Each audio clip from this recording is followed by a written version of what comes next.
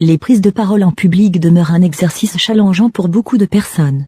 Que ce soit pour présenter un exposé devant ses camarades au lycée, pour faire une présentation devant ses collègues ou même pour donner une conférence grand public, nombreux sont ceux qui expérimentent le trac qui paralyse et fait perdre ses moyens, les mains moites qu'on ne sait pas où mettre, les jambes en tige de coton, encore la légendaire voix tremblante et à peine audible. Dans les mots qui suivent, nous allons vous livrer quelques trucs pour vous aider à mieux appréhender ces moments riches en émotions. Pour la posture, inutile de faire compliqué. Tenez-vous droit, de préférence debout. Si vous avez affaire à un auditoire composé de personnes assises comme c'est souvent le cas, c'est encore mieux car vous aurez de l'ascendant sur eux et cela vous donnera une certaine confiance. Trouvez des visages bienveillants et intéressés par votre propos dans la salle et regardez-les souvent, ils vous motiveront et vous rassureront. Évitez les positions fermées comme le fait de croiser les bras devant ou derrière. Cela peut rendre les gens méfiants et moins réceptifs à votre message. Ayez une posture d'ouverture. La plus naturelle est de laisser les bras le long du corps. Pour être sûr d'avoir le bon volume de voix, vous pouvez demander si on vous entend bien et régler le volume en fonction des retours. Cela vous fera toujours une interaction avec le public et ça va baisser votre niveau d'anxiété. Cela étant dit, lors de la préparation d'une prise de parole en public, vous devez vous poser deux principales questions. Qu'est-ce que je veux que mon public retienne? Qu'est-ce que je veux que mon public ressente? C'est là-dessus que vous allez travailler. Introduction et conclusion sont à connaître par cœur. Pour l'introduction, on peut commencer par une histoire signature pour introduire le sujet. C'est une histoire qui est en rapport avec le thème et qui permet de planter le décor. Elle peut être réelle ou inventée et le choix des sentiments qu'elle pourrait susciter va être fonction du message que vous voulez délivrer aux gens, de l'état vers lequel vous voulez les mener.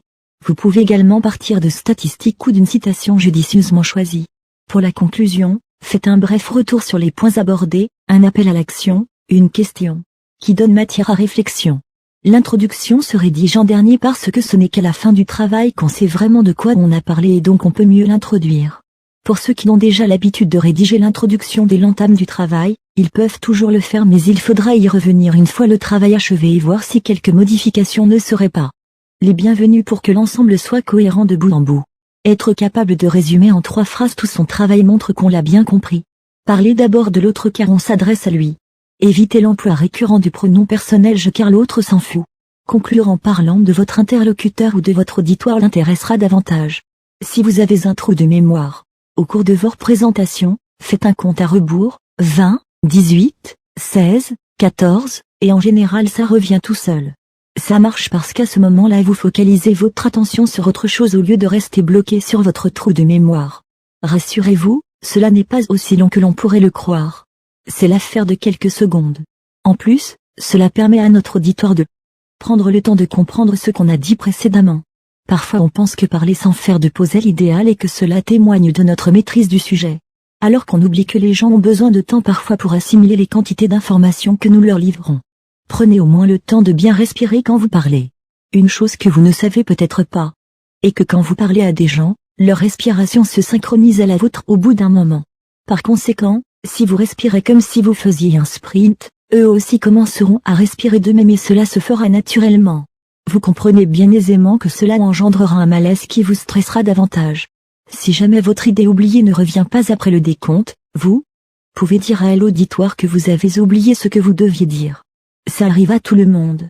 La plupart des gens sauront se montrer bienveillants à votre égard car ils se reconnaîtront en vous. Selon moi, on peut sans doute aussi commencer par une ou deux phrases qui résument la présentation en disant par exemple s'il y a une chose à retenir de la présentation que je vais faire, c'est telle et telle chose. Préparez bien votre sujet et ne notez sur un support écrit que les grands points. Pour le reste, faites-vous confiance. Si vous rédigez tout sur papier, vous aurez tendance à lire plutôt que d'être en interaction avec les gens et vous vous emmêlerez les pinceaux.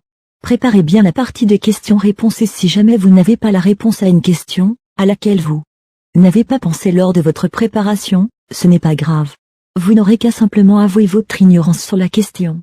Il n'y a pas de honte à dire que l'on ne sait pas. On apprend tous les jours, c'est bien parce que nous sommes conscients du fait qu'il nous reste beaucoup de choses à apprendre. Ne soyez pas si dur avec vous-même. Bonne chance et à bientôt.